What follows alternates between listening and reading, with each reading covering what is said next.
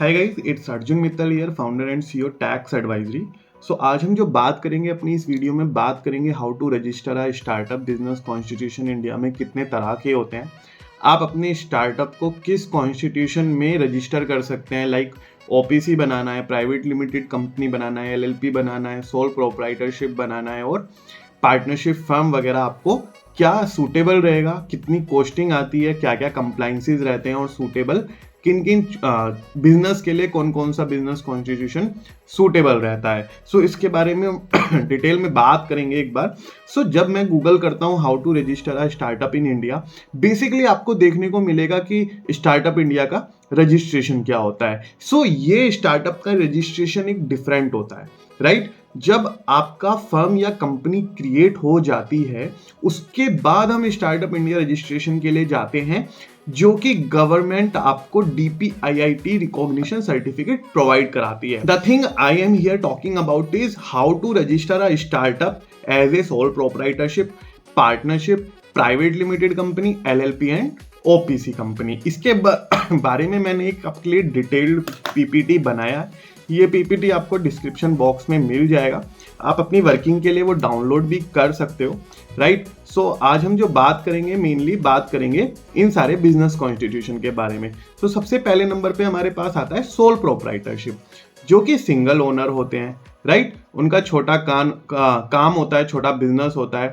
खुद ही सारी चीज़ों को मैनेज करते हैं, वन मैन एंटिटी होती है और ओनर के और एंटिटी के बीच में डिफरेंस नहीं होता है ना। सो उसको सोल प्रोप्राइटरशिप बोलते हैं।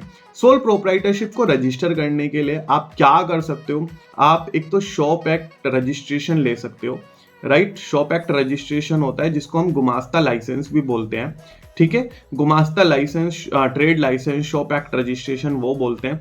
प्लस आप इसका GST भी अपना ले सकते हो। अगर आपका काम इस तरह के है कि आपको GST की नीड पड़ती है तो आप इसका GST भी एक्वायर कर सकते हो। दूसरा हमारे नंबर पे आता है, दूसरे नंबर पे पार्टनरशिप फर्म। सो पार्टनरशिप बेसिकली दो तरीके की होती हैं जो फर्म क्रिएटेड होती हैं, एक तो रजिस्टर्ड पार्टनरशिप और एक अनरजिस्टर्ड पार्टनरशिप। अनरजिस्टर्ड पार्टनरशिप वो होता है जैसे आपने कोई पार्टनरशिप डीड क्रिएट करी, स्टैम्प पेपर पे आपने पार्टनरशिप डीड को बनाया, उसके बाद उसका पैन कार्ड एक्वायर कर लिया, उसके बाद पैन नंबर सेपरेट आ गया आपका फर्म के नाम का, तो आपने GST एटसेट्रा करंट अकाउंट वगैरह अपना ओपन कर लिया। The second one is registered partnership firm, जिसको हम पार्टनरशिप एक्ट 1932 के अंडर रजिस्टर्ड कराते हैं, मजिस्ट्रेट के सामने कोर्ट में ये रजिस्टर होती है और इसके अंदर लिमिटेड लायबिलिटी वगैरह का कॉन्सेप्ट नहीं रह जाता, फिर लिमिटेड लायबिलिटी अनलिमिटेड हो जाती है वापस से। और पार्टनरशिप का जो वो होता है कॉन्स्टिट्यूशन होता है, वो दो या ज़्यादा उसके लिए पार्टनर्स चाहिए होते हैं। प्रॉफिट और लॉस डीड में मेंशन्ड होता है, 50% ये पार्टनर लेगा, 50% ये पार्टनर लेगा। कैपिटल रेशो भी इसके अंदर डिफाइन होता है पार्टनरशिप एग्रीमेंट के अंदर, और इस पार्टनरशिप एग्रीमेंट को हम कोर्ट में रजिस्टर करा लेते हैं और पार्टनरशिप एक्ट 1932 के अंडर हमारी पार्टनरशिप फर्म क्रिएट हो जाती है। सो बेसिकली पार्टनरशिप फर्म दो तरीके की हो गई, रजिस्टर्ड पार्टनरशिप फर्म और unregistered partnership firm. Third number पे हमारे पास आता है प्राइवेट लिमिटेड कंपनी, जो कि बहुत ही रेप्यूटेड बिजनेस कॉन्स्टिट्यूशन है करंटली इन इंडिया, ठीक है। सो हमें प्राइवेट लिमिटेड कंपनी जब इनकॉर्पोरेट करना चाहिए, या तो आप कोई एक स्टार्टअप बिल्ड करने जा रहे हो जिसका फ्यूचर बहुत ही ज़्यादा ब्राइट होने वाला है, आपको फंडिंग रेज करना है, आपको इन्वेस्टर को ऐड करना है, आपको अपने एम्प्लॉइज को ESOPs देने हैं, एम्प्लॉय स्टॉक ऑप्शंस देने हैं, और आपका जो विजन है वो लॉन्ग टर्म का विजन है, राइट। आपका जो IPO लाने का भी विजन है, later on public limited company में कन्वर्ट करने का भी विजन है, ठीक है। बहुत सारे विजन के साथ चल रहे हो, प्राइवेट लिमिटेड कंपनी आप इनकॉर्पोरेट कर सकते हो। प्राइवेट लिमिटेड कंपनी इनकॉर्पोरेट अगर आप करते हो तो थोड़ा सा कॉस्ट इफेक्टिवनेस इसमें आपको देखने को मिल जाती है, क्योंकि इसको कंपैरेटिवली प्राइवेट लिमिटेड कंपनी इन चारों बिजनेस कॉन्स्टिट्यूशन से ज़्यादा महंगा पड़ता है, इनकॉर्पोरेशन होने में भी, कंप्लाइंस पॉइंट ऑफ व्यू से भी। उसके बारे में हम डिटेल में बात करेंगे अभी, कंप्लाइंसेस वगैरह, कॉस्टिंग वगैरह की। सो नेक्स्ट नंबर पे हमारा जो आता है वो आता है LLP। अब आपको लगेगा कि लिमिटेड लायबिलिटी पार्टनरशिप फर्म जो होता है और पार्टनरशिप फर्म जो होता है, इन दोनों के बीच में डिफरेंस क्या होता है? सी सबसे ज्यादा मेजर डिफरेंस जो होता है, एलएलपी को जो अप्रूव करता है एमसीए अप्रूव करता है, मिनिस्ट्री ऑफ कॉर्पोरेट अफेयर्स इसका नेम अप्रूव करेगा। पार्टनरशिप डीड आपको वहां अपलोड करनी पड़ेगी, वो आपको सर्टिफिकेट इश्यू करेंगे, पैन कार्ड आपको सेपरेटली इसका एक्वायर करना पड़ेगा, और एलएलपी आपकी एक लिमिटेड लायबिलिटी इनकॉर्पोरेशन बन के आएगी। इसके अंदर भी 2 से या 2 से ज्यादा के हमें पार्टनर्स चाहिए होते हैं, और इसका जो गवर्निंग एक्ट होता है वो एलएलपी एक्ट 2008 होता है। यहाँ पे हमने गवर्निंग एक्ट देखा पार्टनरशिप एक्ट 1932, यहाँ पे गवर्निंग एक्ट है LLP act 2008। So this two are the major differences. एक तो इसकी अप्रूवल अथॉरिटी एमसीए होता है, और इसकी अप्रूवल अथॉरिटी कोर्ट होती है या मजिस्ट्रेट होता है। दूसरा, इसका जो गवर्निंग एक्ट है वो 1932 और 2008 चलता है। ओपीसी कंपनी भी सोल प्रोप्राइटरशिप का एक एक्सटेंडेड वर्जन है, जो बेसिकली अपनी लायबिलिटी को लिमिटेड रखना चाहते हैं, या लेटर ऑन अपनी ओपीसी को प्राइवेट लिमिटेड कंपनी में कन्वर्ट करना चाहते हैं। सपोज करो आप सिंगल फाउंडर हैं, सिंगल फाउंडर ने कोई अपना एक स्टार्टअप स्टार्ट किया, और उसे लेटर ऑन लगता है कि मैं बाद में को फाउंडर को ऐड करूंगा, या बाद में मेरे को इन्वेस्टर को ऐड करना है। सो वो इनिशियल लेवल पे ओपीसी फॉर्म कर सकता है, उसके 2 साल बाद वो ओपीसी को प्राइवेट लिमिटेड कंपनी में कन्वर्ट कर सकता है। So this is the basic concept of OPC. OPC में क्या होता है, सोल प्रोप्राइटरशिप में लायबिलिटी क्या है, अनलिमिटेड होती है, बट ओपीसी में लायबिलिटी भी लिमिटेड हो जाती है। इसके अंदर शेयर्स हो जाते हैं 100% ओनरशिप ऑनर किया जाती है। एक हमें इसके अंदर नॉमिनी की जरूरत पड़ती है कि ओपीसी का जो शेयर होल्डर है 100% शेयर होल्डिंग का, उसकी डेथ के केस में नॉमिनी उस कंपनी का कौन रहेगा। सिंगल डिन आता है, सिंगल डीएससी आता है, और ओपीसी हमारी इनकॉर्पोरेट हो जाती है। इसकी अप्रूवल अथॉरिटी भी एमसीए। सो अगर आप देखोगे ये भी एमसीए अप्रूव करता है, ये भी एमसीए अप्रूव करता है, और ये भी एमसीए अप्रूव करता है, मिनिस्ट्री ऑफ कॉर्पोरेट अफेयर्स। सो इसके बीच में अगर हम मेजर डिफरेंसेस की बात करें कि क्या क्या मेजर डिफरेंसेस इसके बीच में हमें देखने को मिल सकते हैं, सो सोल प्रोप्राइटरशिप का कोई मेजर रजिस्ट्रेशन नहीं है। कहां पे ये रजिस्ट्रेशन होगी मैंने आपको पहले ही बता दिया, या तो आप ट्रेड लाइसेंस या गुमास्ता लाइसेंस या shop act registration, what ever you call in your language, आप उसको एक्वायर कर सकते हैं। प्लस आप जीएसटी ले सकते हैं सिंगल पैन कार्ड पे एज एन इंडिविजुअल। सपोज करो मेरा नाम अर्जुन मित्तल है, राइट? अर्जुन मित्तल को एक जीएसटी सर्टिफिकेट एक्वायर करना है। सो मेरा जो इंडिविजुअल पैन है, मैं उसके बिहाफ पे अपना एड्रेस प्रूफ लगा के एक प्रोप्राइटरशिप में जीएसटी एक्वायर कर सकता हूं, राइट? उसके लिए किसी फर्म का सेपरेट रजिस्ट्रेशन कराने की जरूरत नहीं है। इंडिविजुअल पैन पे ही मेरा जीएसटी अप्रूव होके आ जाएगा। पार्टनरशिप फर्म का क्या होता है, आपको एक पार्टनरशिप डीड बना के उसका पैन कार्ड एक्वायर करना होता है, और आपको इसको पार्टनरशिप एक्ट 1932 में रजिस्टर कराना होता है। नहीं तो आप इसके साथ क्या कर सकते हैं, आप इसको अनरजिस्टर्ड ही रहने दे सकते हो, उसमें कोई दिक्कत वाली बात नहीं है। प्राइवेट लिमिटेड कंपनी की जैसे मैंने आपके साथ डिस्कस करा, इसकी अप्रूवल अथॉरिटी एमसीए होती है, इसकी भी एमसीए होती है, इसकी भी एमसीए होती है, राइट? सो थर्ड नेम पे हमारे जो थर्ड नंबर पे आता है वो आता है नेम का। सोल प्रोप्राइटरशिप का जो आप नाम है वो कोई भी रख सकते हो। ऑफ कोर्स आप रिलायंस इंडस्ट्रीज तो नहीं रखोगे, ट्रेडमार्क का इन्फ्रिंजमेंट आपके ऊपर लग जाएगा। बट सपोज करो आपका नाम मुकुल है तो आप रख सकते हो मुकुल कम्युनिकेशंस, राइट? या ब्रदर्स, दयाल ब्रदर्स, है ना? तो एंड सन्स, इस तरीके के प्रोप्राइटरशिप में नाम हमारे एसोसिएट्स, एंटरप्राइजेस, ट्रेडर्स, है ना? तो इस तरीके के प्रोप्राइटरशिप में नाम हमारे मेंशन हो जाते हैं। पार्टनरशिप फर्म में भी आप इस तरीके के नाम रख सकते हो, जैसे सपोज करो दयाल ब्रदर्स, यहाँ पे भी फिट हो सकता है ना? या आप रख सकते हो मित्तल एंड सन्स, है ना? उसको पार्टनरशिप फर्म में मेंशन कर सकते हो। तो इस तरीके के नेम हम क्रिएट कर सकते हैं। इसका हमें नेम, अगर हम अनरजिस्टर्ड पार्टनरशिप फर्म अपनी इनकॉर्पोरेट कर रहे हैं तो हमें अप्रूवल कराने की नेम का कोई भी जरूरत नहीं पड़ती। मीनवाइल अगर हम प्राइवेट लिमिटेड कंपनी में आके नेम का अप्रूवल लेना हमें एमसीए से पड़ेगा, क्योंकि एमसीए में क्या होता है 18 लाख से भी प्लस कंपनीज आपकी अप्रूव्ड हैं जो चल रही हैं। हम उनके सिमिलर का कोई भी नाम नहीं ले सकते जो उनके बिजनेस को इफेक्ट करेगा। हम वो नाम नहीं ले सकते जिसका ऑलरेडी किसी ने ट्रेडमार्क ले रखा है और वो उस ट्रेडमार्क को यूज कर रहा है, राइट? एमसीए उसका अप्रूवल नहीं देगा। सो हमें प्राइवेट लिमिटेड कंपनी, एलएलपी या ओपीसी में जो भी हमें नेम रखना है, तो हमें क्या है कि एमसीए को एक नेम अप्रूवल के लिए रिक्वेस्ट डालनी पड़ेगी।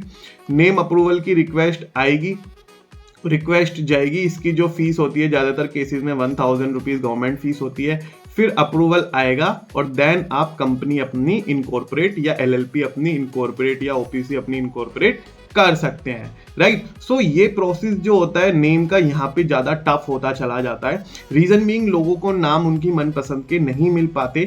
18 लाख कंपनी में सिमिलैरिटी कहीं ना कहीं आई जाती है। मैं खुद 5 कंपनीज में फिलहाल मैनेजिंग डायरेक्टर हूँ, राइट। टैक्स एडवाइजरी की कंपनी का मैं फाउंडर एंड सीईओ हूँ। जब हम अपनी खुद की कंपनी बना रहे होते हैं तो हमें खुद भी फेस करने को ये प्रॉब्लम देखने को मिली थी। करंटली टैक्स एडवाइजरी 100+ कंपनीज हर मंथ रजिस्टर कर रही है। आपके सामने ये हमारी वेबसाइट है।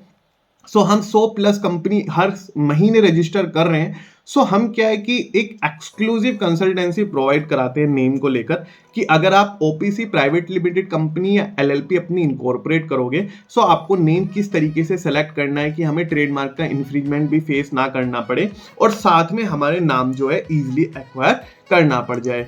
कम on to the next topic. हमारे पास आता है लीगल एंटिटी और लैबिलिटी।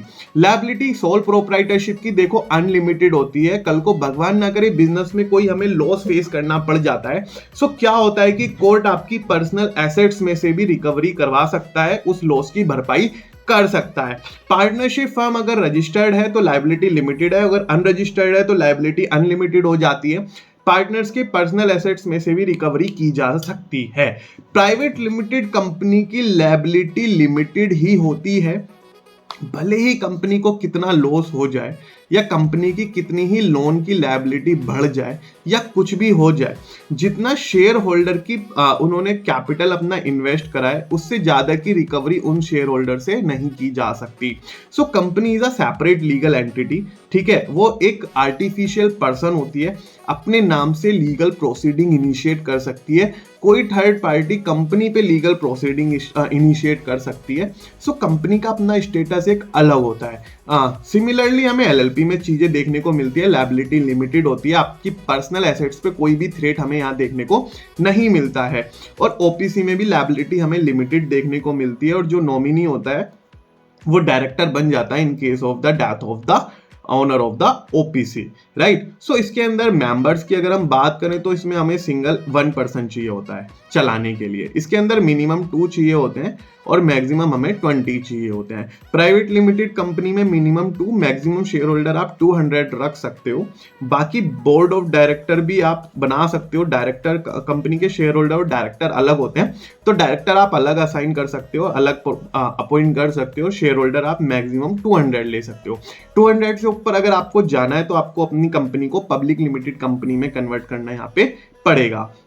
लिमिटेड लायबिलिटी पार्टनरशिप में मिनिमम 2 पार्टनर्स चाहिए होते हैं, राइट। और आपको अनलिमिटेड पार्टनर्स रखने की यहाँ पे अथॉरिटी यहाँ पे मिल जाती है। ओपीसी में एक डायरेक्टर होता है, एक नॉमिनी होता है, ठीक है। इससे ज्यादा ओपीसी में हमें चीजें देखने को नहीं मिलती है। अब हम बात करते हैं कि हम इनकॉर्पोरेशन तो कर लेते हैं, जो भी हमें कॉन्स्टिट्यूशन पसंद आता है अपना यहाँ पे, ठीक है। अब इसका जो टैक्सेशन है वो किस तरीके से लगता है, किसमें ऑफ कोर्स अपन वो क्रिएट करेंगे जिसमें टैक्सेशन ऑलरेडी कम होगा। सो अगर हम सोल प्रोप्राइटरशिप की बात करें सो हमें एज एन इंडिविजुअल टैक्सेशन यहाँ पे लगता है। एज एन इंडिविजुअल टैक्सेशन का मेरा मतलब है कि 2.5 लाख तक जो टैक्स का स्लैब है उसमें टैक्स 0 लगता है।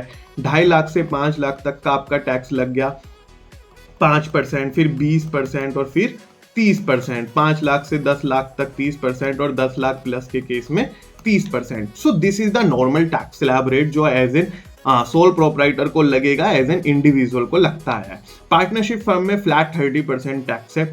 ये आपकी सेल्स है और ये आपकी परचेज है, राइट। आपने सेल और परचेज को माइनस करके नेट प्रॉफिट निकाला तो आपका फ्लैट 30% नेट प्रॉफिट पे टैक्स यहाँ पे इंप्लीमेंट हो जाएगा। बट प्राइवेट लिमिटेड कंपनी में टर्नओवर बेस्ड जो टैक्सेशन की रेट है वो अलग अलग है। वो 22 में 25 भी है, 30% भी है, राइट। सो वो depending on the turnover, right. So इसका जो टर्नओवर जितना होगा उतना हमारे टैक्स के कम होता चला जाएगा, ठीक है। एलएलपी पे 30% टैक्स है और ओपीसी में भी टर्नओवर बेस्ड इन्होंने टैक्सेशन का क्राइटेरिया आसान किया हुआ है, ठीक है। अब हम बात करते हैं कि सूटेबिलिटी क्या है, जो मोस्ट अवेटेड आपके मन में क्वेश्चन आ रहा होगा कि सूटेबल मेरे लिए क्या रहेगा। ठीक है, देखो सीधी सी बात है, आप सोल प्रोप्राइटरशिप में ले जाते हो, आपको पता है मैं सिंगल ओनर हूँ, मैं एक क्लाउड किचन ओपन कर रहा हूँ, राइट, या मैं एक रेस्टोरेंट ओपन कर रहा हूँ, या मैं कोई फ्रेंचाइजी का पार्ट बन रहा हूँ, है ना, अपनी सिटी में उस बिग ब्रांड की फ्रेंचाइजी खोल रहा हूँ, भले ही वो गारमेंट शॉप हो या कुछ भी हो।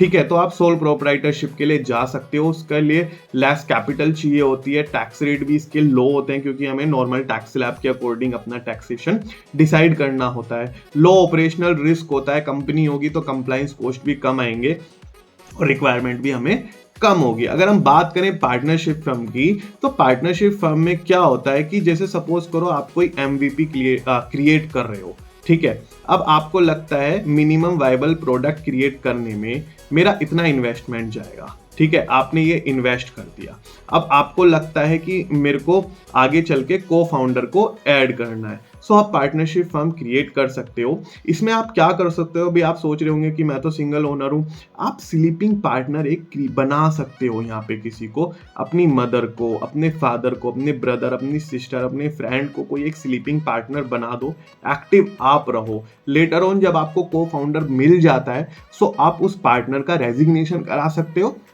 और अपने को फाउंडर को ऐड कर सकते हो। सो इस तरीके से प्लानिंग हो जाती है। ठीक है, थर्ड नंबर पे हमारा आता है प्राइवेट लिमिटेड कंपनी का, जिसके बारे में मैंने आपको डिटेल में बताया, जिनका एम बड़ा है, टर्नओवर हाई है, राइट, एम बड़ा है, टर्नओवर हाई है, एक्सटर्नल उन्हें फंडिंग चाहिए, वीसी से उन्हें फंडिंग चाहिए, एंजल से फंडिंग चाहिए, राइट, उन्हें लोन वगैरह चाहिए, ग्रांट वगैरह चाहिए, कैपिटल्स चाहिए, रिस्क सब्सिडी वगैरह चाहिए, इंटरनेशनल एक्सपेंशन करना है और लोगों का ट्रस्ट बनना है और सोशल रिकॉग्निशन भी लेना है, right, social recognition in the sense goodwill वगैरह प्राइवेट लिमिटेड कंपनी की ज्यादा होती है as comparison to the sole proprietorship और पार्टनरशिप। सो वो प्राइवेट लिमिटेड कंपनी के लिए जा सकते हैं, बेझिझक जा सकते हैं, क्योंकि अगर आपका विजन बड़ा है तो आप स्टार्ट ही बड़े से कीजिए। अगर आपको प्राइवेट लिमिटेड कंपनी इनकॉर्पोरेट करनी है या कोई भी इनमें से फर्म या कंपनी इनकॉर्पोरेट करनी है, लिंक आपको डिस्क्रिप्शन बॉक्स में मिल जाएगा, आप टैक्स एडवाइजरी के थ्रू अपना काम करवा सकते हैं। एलएलपी में अगर हम बात करें तो एलएलपी में जो जितने भी ज़्यादा प्रोफेशनल्स होते हैं, जैसे सीए हो गए, सीएस हो गए, एडवोकेट्स हो गए,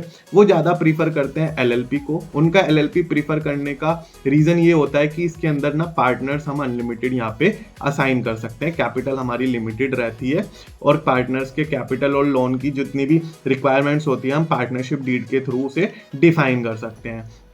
ओपीसी मेनली कौन हैंडल करेगा? ओपीसी जैसे सपोज करो आपने कोई एक रेस्टोरेंट ओपन करा, अब आपका विजन ये है, आज मेरी सिटी में मैंने अपना रेस्टोरेंट एक अपना ओपन करा है, बट कल को मैं ना इसको जाके इसकी चैन खोलूंगा, इसकी फ्रेंचाइजी अलग अलग सिटी में जाके बांटना शुरू करूंगा, डिस्ट्रीब्यूट करना शुरू करूंगा, जैसे एमबीए चाय वाला। ठीक है, आपने एमबीए चाय वाले का नाम तो सुना होगा। सो एमबीए चाय वाले ने सबसे पहले जो शुरुआत करी वो एक से करी होगी, फिर उसके बाद उसने हाँ फ्रेंचाइजी अपनी बांटनी शुरू कर दी। सो एज ए ओपीसी आपने स्टार्ट कर दी, फिर आपने इन्वेस्टर ऐड करा, इन्वेस्टर ऐड करने के बाद आपने शेयर होल्डिंग उन्हें अपनी डाइल्यूट करी। शेयर होल्डिंग डाइल्यूट करोगे तो आपको ओपीसी को प्राइवेट लिमिटेड कंपनी में कन्वर्ट कर सकते हो और कन्वर्ट करने के बाद आप अपना business as a private limited company वो कर सकते हो, कंडक्ट कर सकते हो। सेकंड नंबर पे मैं आपको एक बार एग्जांपल भी दे देता हूँ। एग्जांपल हमारे क्या क्या रहेंगे, सपोज करो हमारे क्लाइंट को रिक्वायरमेंट होती है डिफरेंट तरीके की, तो उन्हें लगता है कि हमें सोल प्रोप्राइटरशिप में ही जाना चाहिए, बट सोल प्रोप्राइटरशिप कभी भी कन्वर्ट नहीं हो सकता है। इसको अगर आपको एक्सटेंड करना है पार्टनरशिप फर्म में, प्राइवेट लिमिटेड में, एलएलपी में या ओपीसी में, तो आपको क्या करना पड़ेगा, प्राइवेट लिमिटेड कंपनी को बनाने के लिए सोल प्रोप्राइटरशिप को सरेंडर करके नए सिरे से बिल्कुल स्टार्ट करना पड़ेगा। आपकी कोई रिटेल का काम है, होम बेस्ड बिजनेस देते हैं आप, सर्विस है, मैन पावर सप्लाई करते हैं, कॉन्ट्रैक्टर है, फ्रीलांसर्स हैं, क्लिनिक है, कोई कंसल्टेंसी फर्म चलाते हैं, राइट, जैसे मेरी खुद की कंसल्टेंसी फर्म है टैक्स एडवाइजरी, हमने खुद को कॉर्पोरेट तो किया हुआ है बट हम एज ए प्रोप्राइटर भी काम कर सकते हैं। स्मॉल आईटी फर्म्स हैं, होस्टिंग सर्विसेज देते हैं, कोचिंग क्लासेस देते हैं, सो उन सबके लिए सोल प्रोप्राइटरशिप बेस्ट रहता है। सेकंड नंबर पे हमारे पास आता है पार्टनरशिप फर्म का ऑप्शन। पार्टनरशिप फर्म क्या होता है कि जो भी कॉन्ट्रैक्टर बिजनेस होते हैं, जॉइंट वेंचर होते हैं, कोई बिल्डिंग बना रहे हैं, रियल एस्टेट का कंस्ट्रक्शन कर रहे हैं, उसके लिए पार्टनरशिप फर्म बहुत ज्यादा वैल्यूएबल हो जाती है।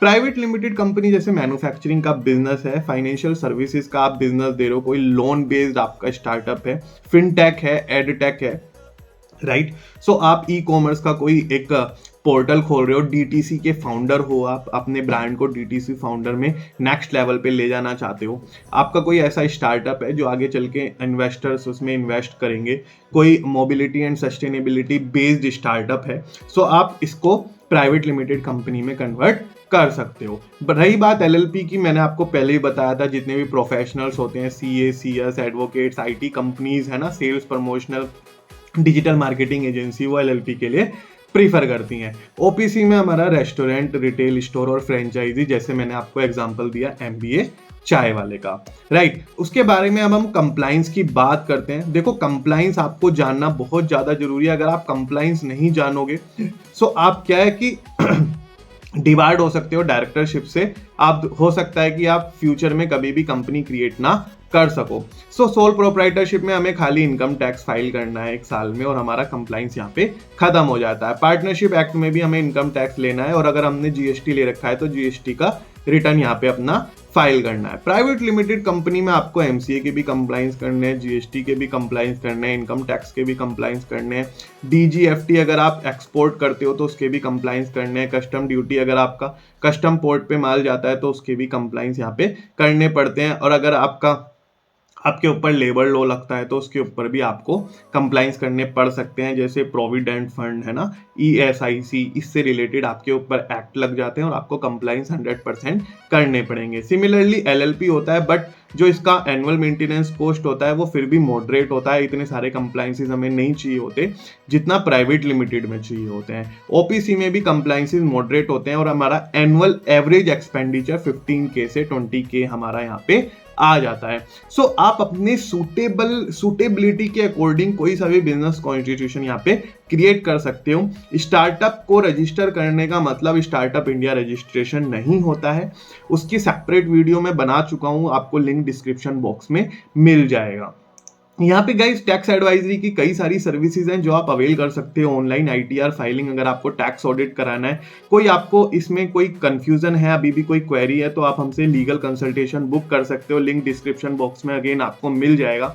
आपको स्टार्टअप इंडिया का रजिस्ट्रेशन कराना है, कोई लाइसेंस लेना है, सर्टिफिकेशन जैसे ISO 9001, 2015 गुमास्ता लाइसेंस लेना है, फूड लाइसेंस लेना है, कंपनी का रजिस्ट्रेशन कराना है, जीएसटी की रिटर्न वगैरह फाइलिंग में आपको हेल्प चाहिए हमारी टीम की, इंपोर्ट एक्सपोर्ट में अगर आप इन्वॉल्व हो उसमें आपको हेल्प चाहिए, सो टैक्स एडवाइजरी आपकी हेल्प करेगी पूरी।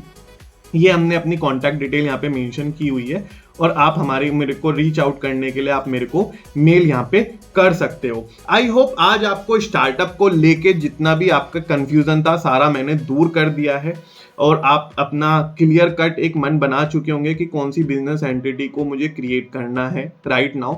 फिर भी अगर आपकी कोई क्वेरी रह जाती है तो आप मेरे को मेल कर सकते हैं या मेरे को रीच आउट कर सकते हैं। थैंक यू गाइज बने रहने के लिए, थैंक यू सो मच।